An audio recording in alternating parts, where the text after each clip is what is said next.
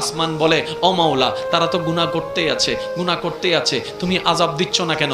জমিন বলে, মাওলা, তারা বড় পাপী, তাদেরকে আযাব দিয়ে ধ্বংস করে দাও। সূর্য বলে, মাওলা, তুমি আযাব দিচ্ছ না কেন? চন্দ্র বলে, মাওলা, তুমি আযাব দিচ্ছ না কেন? সুবহানাল্লাহ, জোরে বলেন না। চন্দ্র বলে, মাওলা, তুমি আযাব দিচ্ছ না কেন? মঙ্গল গ্রহ বলে, মাওলা, তুমি আযাব দিচ্ছ না কেন? জিব্রাইল বলে, মাওলা, ধ্বংস করে দাও না তাদেরকে। পাপ তো এমন পর্যায়ে চলে গিয়েছে, সন্তান পর্যন্ত মা বাবাকে হত্যা করতে দ্বিধাবোধ করছে না, বউ রেখে 3-4টা মেয়ের সাথে পরকিয়া করতে দ্বিধাবোধ করতেছে না, জেনার উপর জেনা করে যাচ্ছে, প্রেমের নামে জেনা করে যাচ্ছে মাওলা, সুদ করে যাচ্ছে, ঘুষ করে যাচ্ছে মাওলা। অন্যায় তো বেড়ে যাচ্ছে, পাপ তো বেড়ে যাচ্ছে, আদেশ অমান্য তো বেড়ে যাচ্ছে। ও মাওলা, আগের যুগের বান্দাদেরকে, নবীর উম্মতদেরকে তুমি আযাব দিয়েছো, সাজা দিয়েছো, তাদেরকে দিচ্ছ না কেন?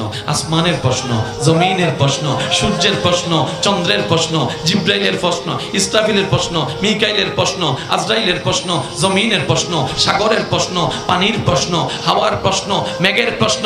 এবার রব্বে করিম বলে, শুনো, তোমাদের কথা সত্য। আগের যুগের যারা আছে তাদেরকে আমি আযাব দিয়ে ধ্বংস করে দিয়েছি, অমান্যতার কারণে, বেয়াদবির কারণে, গুনাহের কারণে, পাপের কারণে। কিন্তু এই জগৎ থেকে, এই জাতিকে আমি রব ধ্বংস করব না, কারণ মুস্তাফা নবীকে আমি ওয়াদা দিয়েছি, কথা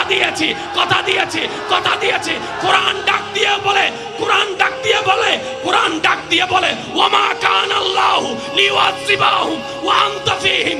ও রাসূল, যে জমিনে আপনি শুয়ে আছেন, যে জমিনে আপনি আছেন, আমি কেমনে আযাব দিতাম? তার মানে গুনাহ করার পরও আমি আযাব দিচ্ছি না, ধ্বংস করছি না, শুধু আপনি নবী মুস্তাফার কারণে। আল্লাহু আকবার।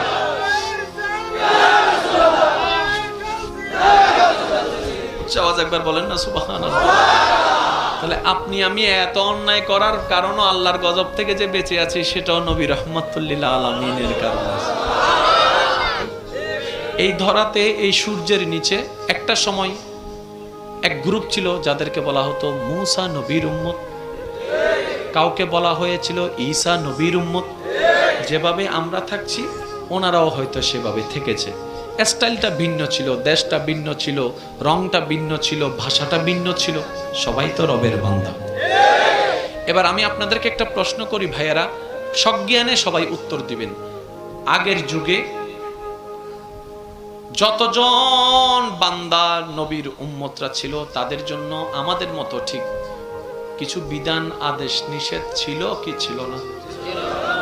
আওয়াজ আমি পাইনি। আদেশও ছিল, নিষেধও ছিল।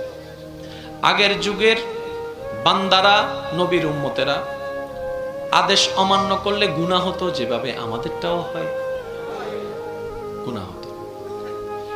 আল্লাহ পাক রব্বুল আলামিন সবাইকে ওয়ার্নিং দিয়েছেন। কয়বার?